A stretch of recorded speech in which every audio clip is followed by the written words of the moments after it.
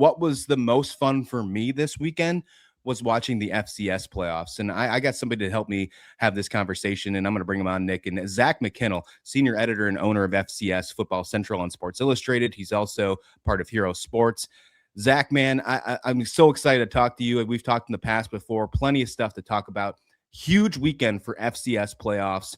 Obviously, it was an insane time. And if you don't watch FCS playoffs, I mean, you're missing out. Montana State, Montana. I mean, just the early segment, like the trailer, the teaser heading into that game, I had chills. The rivalry is absolutely insane. And then the underdogs of Illinois States. Take me through your weekend. I have somebody who covers FCS closely, maybe more than anybody I know, about this crazy weekend for the FCS playoffs.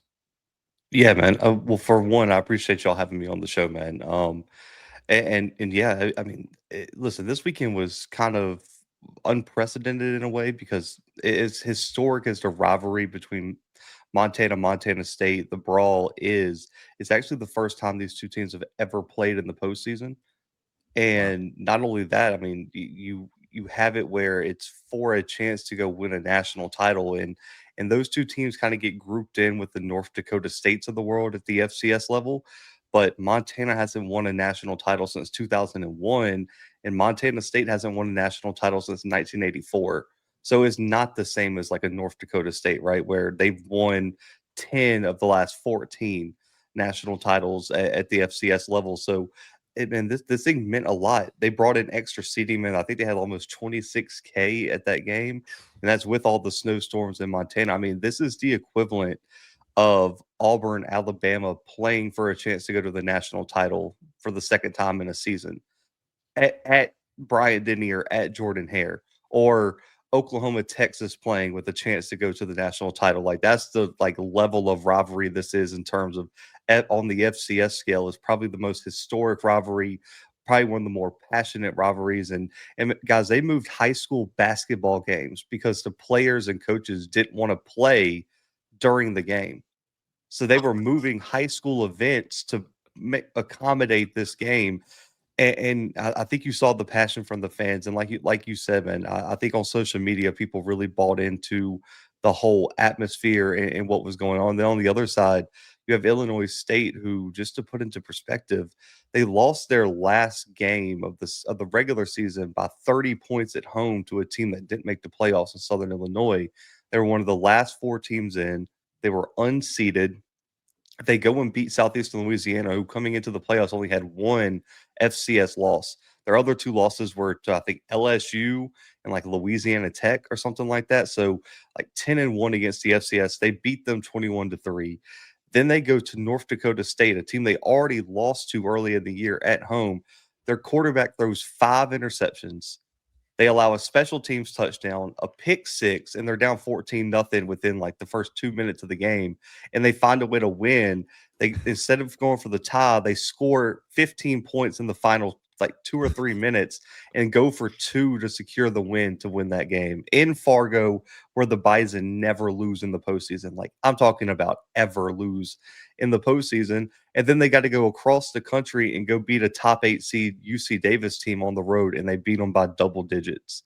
And then they go back across the country back to Villanova in Pennsylvania or Philly or whatever, and beat Villanova this weekend. And it was a dominant performance, 30-14. They had the ball for almost 40 minutes of the game, and they just ran the ball down Villanova's throat. And their defense really kind of bulked up when it needed to, and it's two unprecedented runs. And we now have a team that has been to one national title in Illinois State, but has never won one. They lost to North Dakota State in like 2014, and then you got Montana State, who's been 3 times now since 2021, lost to North Dakota State the last 2 times, and now they have a chance to win their first one since '84. Man, so the storylines are endless now for Nashville on January 5th.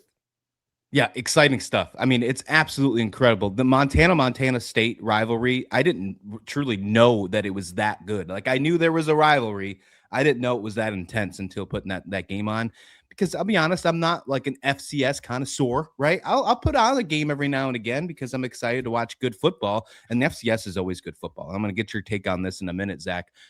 but I didn't know how good this rivalry was. When they showed the ticket sales, they were comparing like Alabama, Oklahoma's ticket sales to Montana State's game. It was the most expensive game of the weekend.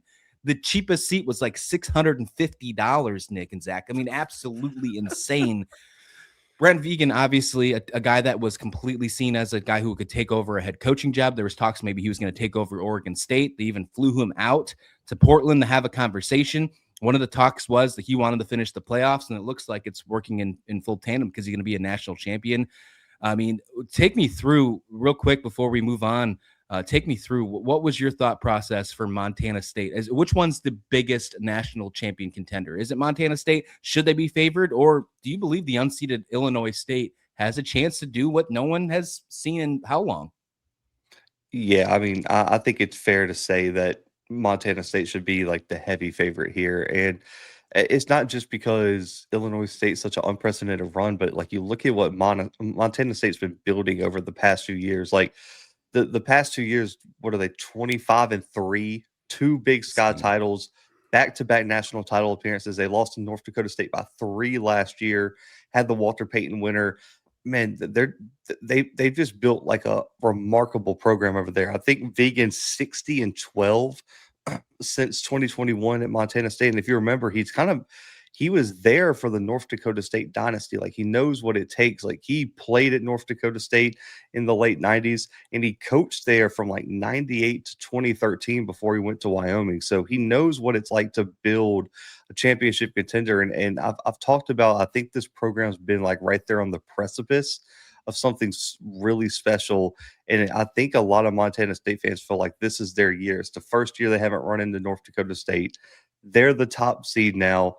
And it feels like it's all been building to this. But staring on the other side, there's that Missouri Valley team because their other loss this year outside of Oregon was South Dakota State, another Missouri Valley team. So you're kind of staring a Missouri Valley team in the face. Like the Missouri Valley's had 17 teams be represented in the national title game since 2011, guys. That means they've had multiple years where two Valley teams have went to the national championship and faced off against each other, including back-to-back years with North Dakota and South Dakota State. But you look at what this Montana State team is. They run the football well. They're good in the trenches. And the quarterback there with Justin Lamson was a guy they got from Stanford, who was a guy that Stanford more utilizes like a wildcat quarterback, red zone quarterback. I think he broke John Elway's single season rushing touchdown record at Stanford. But man, he's been such an effective, efficient passer, man, in this Montana State offense. And he's continuously taking steps forward. His emergence in big games is really what makes this team special. And he had to replace a legend, guys. Like the last quarterback in Montana State was Tommy Mellott. He was the Walter Payton Award winner, which is the FCS Heisman last year.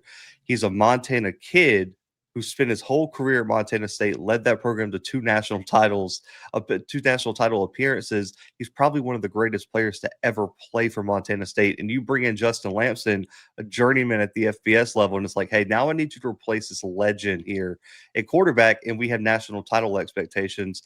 And all Lamson's done is just that. I think he has almost 40 plus total touchdowns, almost 3,000 yards passing, only 3 interceptions. He's been deadly accurate and efficient. But then on the other side, guys, they had to replace, I think, like 9 starters defensively. And their defense this year happened to be better than last year. And a lot of it stems from, I remember talking in the preseason, they blew everybody out last year. I just want to offer some perspective. They were the #1 overall seed last year because North Dakota State got beat at the last week of the regular season by South Dakota, as they went 15-1 last year with like an FBS win over New Mexico or New Mexico State. And they were blowing everyone out so much. They played all these young guys, all these true freshmen and true sophomores. Well, when they had to replace 9 starters on defense, as they had like 20 guys that played 200 plus snaps last year. So all those guys weren't green and as much inexperience as people gave them. Guys, they start 2 freshmen at corner, a freshman safety, a sophomore safety, and then they have a junior nickelback who's been hurt his whole career, Caden Dowler, who was the Big Sky Defensive Player of the Year. It's just remarkable looking at how good this defense is, and they're so young. If Montana State can retain talent like they did Vegan against all the coaching rumors, this team might be better next year than this year. This year was kind of looked at as potentially a step back year, and last year was viewed as the team that should have won the national title. For them to be better than last year's unbelievable coaching job by Vegan, who lost again some of his coordinators. He's lost coordinators every year, and they continue to find ways to be elite on both sides of the ball. It's remarkable the program he's built in Bozeman up there. Yeah, both Montana State and Illinois State obviously have had just a phenomenal year. And I think no matter what happens in this final, this is maybe one of the best FCS kind of brackets, postseasons we've seen in a long time. Just, I think personally, for me, the Illinois State run is unbelievable. So maybe this question isn't exactly fair with the postseason the FCS has had, but the big, the big Power Four, the big boys in the room, haven't exactly figured out the playoffs, in my opinion. Is the FCS playoffs better than the Power Four, 12-team playoff? Because there's so much noise around, should the G5 get in? They're getting blown out by Oregon. Like, Illinois State's still making it to the championship here, but at least the system seems to make sense. Yeah, okay, so there's two sides of this coin, and I'm a little bit torn on where I fall on it because – listen, there's the one side of it is there's always blowouts. Sure. Right. Tennessee got beat by 40 last year in the first round, but does that mean the SEC? No, that's because they weren't wearing shirts in the warm-up. If they put their shirts on, it would have been a different game. That's the easiest betting tip of all time. If you see a team run out with no shirts in the cold, put all the money on whatever the spread is for the other team. Agreed. It's the dumbest thing of all time. I think it happened in the playoffs this year, and the team got beat by 40 in South Dakota State. I think New Hampshire did it, and I'm like, okay, well, that's an easy pick there. But I do think that blowouts are always going to happen in the first round. Blowouts happen in the FCS playoffs. South Dakota State beat New Hampshire, I think 40-3 in the first round. This time, South Dakota blew out their first round matchup, and there's blowouts in the second round. I mean, because South Dakota State beats New Hampshire 40-3, and then they go get beat 50-20 something by Montana the next round. Sometimes there's just really good teams that just blow other teams out. You look back now, that Tennessee blowout doesn't look as crazy now that Ohio State went and won the national title last year. So I just think people need to put it on the perspective. Even if you take the G5 teams out, if you put Duke in there, if you put Notre Dame in there, Vandy in there, are you saying that none of those teams could be blown out? I'm pretty sure Vandy didn't perform very well against Alabama earlier this year in Bryan, didn't he? If I remember right. So I think any of those teams, and then Tulane beat Duke. So if you're arguing Tulane shouldn't be in, then why are we putting Duke in? Duke's an 8-win team. Who wants to see that go up to Oregon if that was the case? I'd rather give a James Madison a chance than a 7 or 8-win Duke team. But then on the flip side too, the disparity between the top teams at the FBS level and the middle of the pack teams is so much greater than at the FCS level. Yeah, you have your North Dakota States and your non-scholarship schools in the Pioneer, but those schools aren't competing for a national title the same way. The Pioneer gets one team in, but is usually knocked out in the first round because they're a non-scholarship school. But the rest of the FCS playoffs, the difference between a North Dakota State and an Illinois State is not as great as a difference between an Alabama and a James Madison, if that makes sense. And so that's where I think you run into that James Madison team is closer to spending and infrastructure, closer to a North Dakota State than it is in Alabama. And it will be like that forever. There's no way to close the gap in that spending disparity and that funding disparity and the resource battle that it takes to really compete at that national level. So I've always been an advocate. The G5 playoff thing, I don't think is realistic, because if you're going to do that, all these teams moved up for no reason. Then might as well just move back down to the FCS and win the FCS playoffs again, because that's what it's going to be if you create a G5 playoff. They're never going to go for that. If they get locked out, what's probably going to happen is you would see some sort of G5 FCS merger, and the teams that couldn't compete at that level would probably drop back down to D2.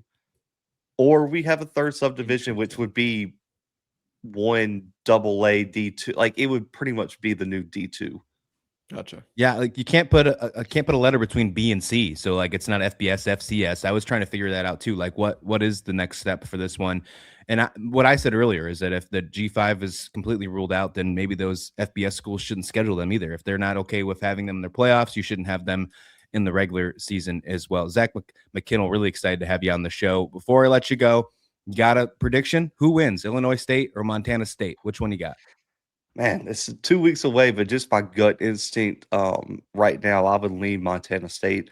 I would say take the points, but I think the spread's kind of ballooned to 10 now for Montana State. That's a lot of points for a really, really scrappy Illinois State team that's proven they can compete with the top teams. I would take the points there if I was a betting guy, but I would say Montana State finds a way to get their first national title since the 80s. Oh, man, exciting stuff. Senior editor and owner of FCS Football Central on SI, Zach McKinnell. Appreciate you for joining the show, my guy. Hey, appreciate you guys, man. Awesome. Man, I mean, honestly, that was probably the most logical answer I've heard from trying to compare the FCS playoffs and FBS playoffs. I mean, it was incredible. That was perfect. He makes me want to go through a wall talking about FCS teams. I mean, that's truly that's like the old school way of college football. If you're frustrated about the Alabamas or the Notre Dames not making it in, and you're not paying attention to Montana and Montana State, then I think that's a big issue right there. Like you have a complete direction. You have a complete way of fulfilling your therapy. Just watch FCS. Yes. Yeah. Well, both of us had it on. Both of us were like, hey, if we're like, we should probably like, this is a good game. Let's actually watch this. And obviously all of the lead up in the rivalry aspect between Montana State, first time meeting in the playoffs, like all of that had made its way onto my feed. I was like, yeah, I think I'm going to go ahead and pop this on, see how it goes. And very much worth it. And so the FCS versus FBS playoffs right now is a conversation in and of itself, but the play at the FCS level is not just like, okay, well, they're out there playing patty cake and the tournament's good. Like they're out there playing good football out there too. And I enjoyed watching that game. There was, I would say it was more enjoyable than probably the JMU game. I don't know, the Tulane game kind of had some ebbs and flows. I feel like a little bit more. Never really felt close in the Oregon game. But nonetheless, those FCS games, like, don't sleep on them, man. They are legit football players down at the FCS level.